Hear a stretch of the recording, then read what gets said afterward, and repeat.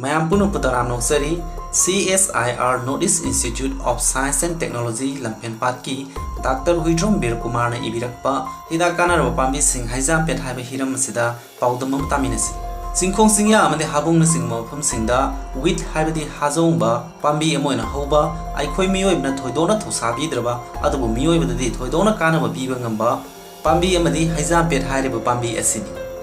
Heijampet pambi si English tadi golden Himalayan raspberry natraga yellow Himalayan raspberry natraga golden evergreen raspberry Hindi dana hinsalu Assamese dana zotelupoka Nepali dana aiselu Scientific natraga botanical ke oba mamingda Rubus ellipticus natraga Rubus ocordatus natraga Rubus flavus natraga Rubus goriful haina kawi amasung adar gulab sumbrei naspanti pambi singi sagai haibadi rosesi da chali Heijampet hariba pambi si sabun oina masa mareng yamna phanduna hoba athoba kontak toba tingkhang yamna kungna panba shrub haibadi u pambi dagi su bigthaba aduga hab hariba pambi pikpa amadi athorpa pambi sindagi hena sauba pambi amani Heijampet pambi si phut 10 phaba wangi amasung mana phawda matu natraga tingkhang pali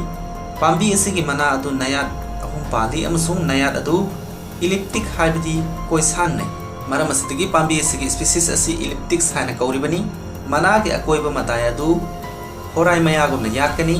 Heijampet pambi ki mapan asi atemba makhok amada angauba machuda pulapna pali amasung February tha dagi April tha gi manungda sali aduga makha tarakpa tha singda mahai pali mahai asi marum kayamarum kungna padana matum tarapna berry ama oina pali mahai sing adu mullaba matamda yamna tholi amasung yangang masugi mahai sing adu yam laina hekpa yai amasung hom launa mahi seli paudam singi madungi nadi Heijampet pambi si khara sarap toba Himalaya gi lamdam sing India Pakistan Nepal amasung China gi mafam singda horakhibani Philippines ta su Heijampet pambi si mausa gi oina haujai Sri Lanka Bhutan Myanmar Thailand Vietnam da su Heijampet pambi si mahausa gi oina haujabagi paudam su lei Heijampet pambi si singkhong singya amadi azoba u yamna haudraba apikpa sing amadi usan pambi yamna hauba ukha singda amadi sanjabungi akoiba singda yamna marang kaina hauba thengnabigani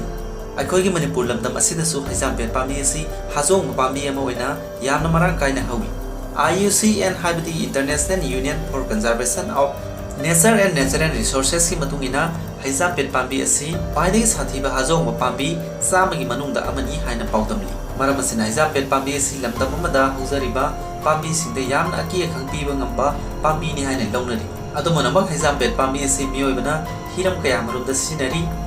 Heijampet pambi gi mahai se hingna natraga thongduna sanai pambi asi ga amunba mahai asi angang singna yamna pamna sanai Heijampet pambi gi mahai da haksang da masiba masal sing maroina anthocyanins phenols flavonoids amasung vitamin C asi sang wangna yawbagi paudam sing lei Heijampet pambi gi mahai da antioxidant ki sang yamna wangna yawa maramna sabada miyobi haksang da thoidona kana ma piba ngami hidak oina Heijampet pambi gi anoba mana natraga maton aduga peruk pambi amasung tingthau pambi ge sang manana hilauraga hidak oina Heijampet pambi ge anoba mana natraga matol aduga peruk pambi amasung tingthau pambi ga sang manana lauraga puna sugaimina duna sumdan lobu mahi aduda khuihi khara naikhaidana semba anang mahi du samas ani ge sangda nomana umlak pitaktuna sakhaw amati thibong thirin chathatpa adu layeng gi paudam sing lei atopa paudam amagi matungina Heijampet pambi gi maraga santhak pambi makhal amagi maraga amasung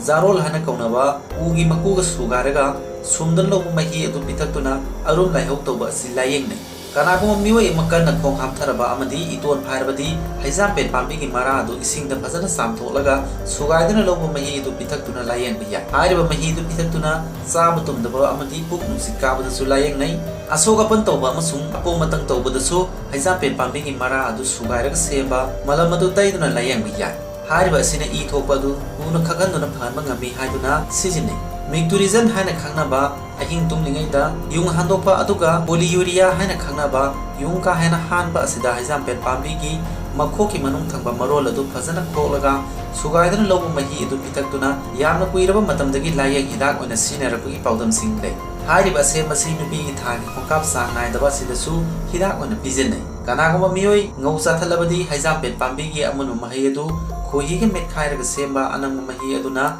ngawudu da taibada thoidona kanai habigi paudam sing lai Heijampet pambi gi amunu mahi dagi loba higok machu sanglap tauba mangra machu adu makhal kaya gi lang amasung firol sing machu sangmada sinai Heijampet pambi gi mahai adu jam vinegar amasung yu makhal khar samada sinai mara gi makuda tenin asi sada nifu gi mathakte yawi aroi batang sigi pawdang gi video yeng biru kunun ku thagat chai